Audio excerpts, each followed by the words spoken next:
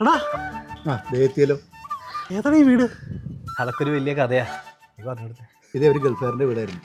കളിയുടെ ബ്രേക്കിലേ ഒരു രണ്ടെണ്ണം അടിക്കാൻ പോർച്ചിൽ വന്നിരുന്ന അയാൾ വന്ന് കണ്ട് കയ്യോടെ പൊക്കി ആട്ടി ഓടിച്ചു ഞങ്ങൾ രണ്ടാളും. ഞങ്ങൾ ഈ വീടിൻ്റെ ചില പിന്നാമ്പുറ കഥകൾ നാട്ടിലങ്ങ് പാട്ടാക്കി. ചില ആന ചേന ചില്ലറ കേസുകളൊക്കെ കൂട്ടി അങ്ങ് പറഞ്ഞു. അതോടുകൂടെ ഈ വീട്ടിൽ ഇനി ആരെങ്കിലും താമസിക്കാൻ വരണമെങ്കിലും ഇത് വിൽക്കണമെങ്കിൽ ഇനി ഞങ്ങൾ വിചാരിക്കണം. കാഞ്ഞ ബുദ്ധിയാ. പണ്ട് കളിക്കാൻ ആളില്ലടാ, കട്ടിൽ കളിച്ചാൽ മതിയോ? എടാ കളി നിർത്തി വന്നേ. ട്യൂബിൽ വൈറലായ ഒരു കുളമുണ്ട്, കാട് നടക്കാം. കോതകളോ? അതേത് കുളം? ഞാൻ കണ്ടിട്ടില്ല, നമുക്ക് നോക്കാം. ഇവിടെ അങ്ങനെയാണോ? വാസുവിനെ വിളിച്ചാലേ? വാസുവിനെ വിളിക്കാം, അവനാകുമ്പോൾ ആ വഴിക്ക് നല്ല.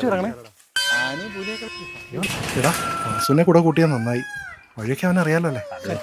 വാസു, നീയാണ് ഞങ്ങളുടെ ഗൈഡ്, സൂക്ഷിക്കണേ.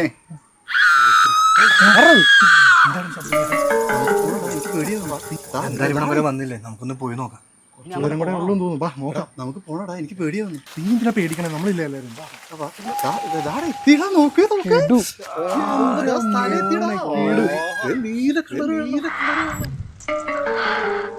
ഇവിടെ ആരും ഉണ്ടടാ. ഇവിടെ എന്തുണ്ടാവാനാ? നീ വാ. എന്തിനാ അവിടെ ഒന്നുമില്ല, ഈ പേടിത്തൊണ്ടന്മാര്. നീ ഇതെവിടെ നോക്കിയേക്കട? ഇവിടെ എന്തോ ശബ്ദം. നീ എവിടെ പോയി നോക്കി? നല്ല ആഴം കാണും അല്ലേ? കാടിനകത്ത് ഇങ്ങനൊരു സെറ്റപ്പ് ഞാൻ ആദ്യമായിട്ട് കാണാം. വെള്ളം എങ്ങനെ നോക്കി.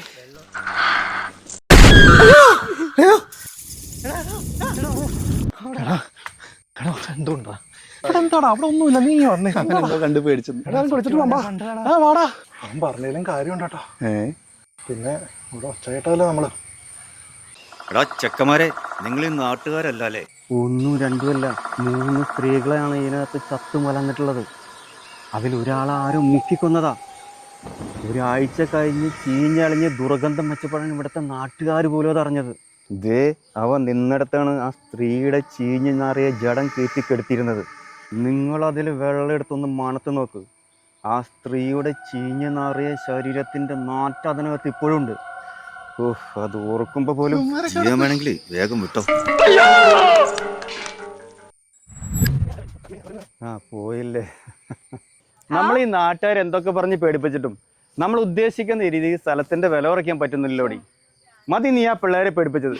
നീ ആ ഗ്ലാസ് വെള്ളം എടുത്തിട്ട് വന്നേ.